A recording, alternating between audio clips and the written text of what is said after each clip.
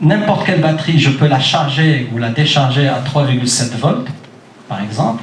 Je mesure l'entropie, température, tension, et je détermine, je dis, cette batterie, elle a un court-circuit ou pas.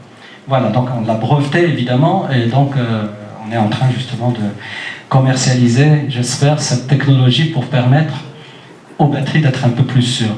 C'est, en ma connaissance, la seule technique aujourd'hui qui permette de déterminer un court-circuit au début.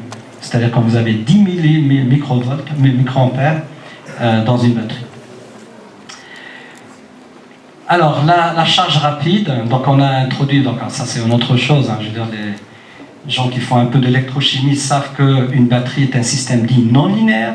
C'est-à-dire si vous augmentez la tension de 10%, le courant ne va pas augmenter de 10%.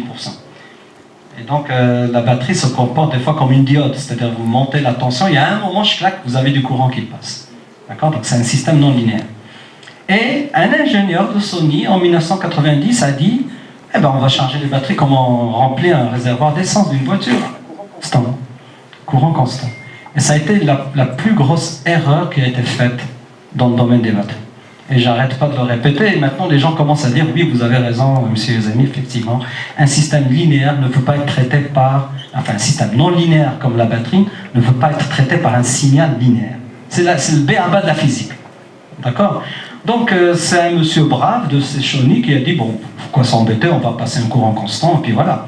Et en fait, ça marche jusqu'à à peu près 2 heures. Donc si vous chargez en 2 heures à peu près ce qu'on appelle la méthode CCCV, donc la charge courant constant, tension constante, ça marche. Mais dès que vous allez descendre en dessous de 2 heures, vous allez à 90 minutes, 60 minutes, etc. Et vous avez des explosions, la batterie n'accepte pas d'être chargée rapidement par cette méthode. Donc il faut développer une nouvelle méthode.